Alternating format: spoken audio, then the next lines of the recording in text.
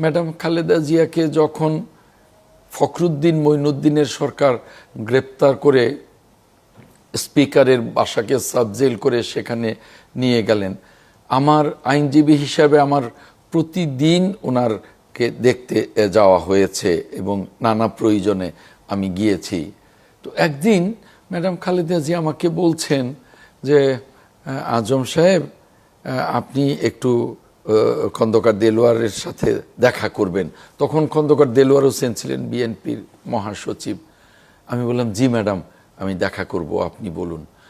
বলবেন যে যখনই পার্টির থেকে আমার মুক্তির জন্যে কোনো দাবি করা হয় বা স্লোগান তোলা হয়, তখন আমার পাশে যে আরেকজন নেত্রী অর্থাৎ শেখ হাসিনাও তখন পাশের ভবনে তিনি কারাগারে ছিলেন, ওটাকেও সাব জেইল করা হয়েছিল।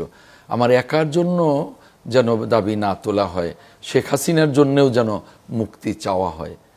আমি ওনার দিকে তাকিয়ে বিস্মিত হলাম যে যে শেখ হাসিনা সারাটা জীবন ওনার বিরোধিতা করেছেন, সেই শেখ হাসিনাকে ওনার সাথে একত্র মুক্তি চাইতে হবে, এ কথাটা উনি নিজে বললেন।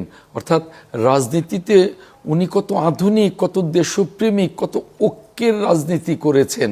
এবং আমি যখন এই কথাটা ওনার কাছ থেকে ফিরে খন্দকার দেলোয়ার ভাইয়ের সাথে দেখা করে বললাম যে দেলোয়ার ভাই, ম্যাডাম এই কথা, এই বার্তাটা আপনাকে পৌঁছে দিতে বললেন। দেলোয়ার ভাই শুনে বললেন, এই তো আমাদের নেত্রী, এখন যদি সামনে পেতাম তাহলে পায়ে হাত দিয়ে সালাম করতাম। যদিও উনি আমার বয়সে কিছুটা ছোট, কিন্তু উনি এমন একজন নেত্রী হয়ে গেছেন যে ওনার এই কথাতে আমার মনে হলো যে এখন পেলে আমি ওনার পায়ে হাত দিয়ে সালাম করতাম। এরকম একজন মহীয়সী নেত্রী ছিলেন দেশনেত্রী ম্যাডাম খালেদা জিয়া। ব্যক্তিগত জীবনে ছিলেন অত্যন্ত সৎ। আপনি শুনেছেন, পড়েছেন যে আমাদের যিনি প্রতিষ্ঠাতা শহীদ রাষ্ট্রপতি জিয়াউর রহমান, তিনি ছিলেন অত্যন্ত সৎ একজন রাজনীতিবিদ, যিনি যার শত্রুরাও তাকে অসৎ বলতে পারেন নাই। ওনার মৃত্যুর পরে আমিও ম্যাডামের আইনজীবী হিসেবে খোঁজ করে দেখেছি বা প্রয়োজনে আমি গিয়েছি যে হাটখোলা রোড জনতা ব্যাংকে মাত্র 246 টাকা ছিল শহীদ রাষ্ট্রপতি জিয়াউর রহমানের, এছাড়া কিছু ছিল না।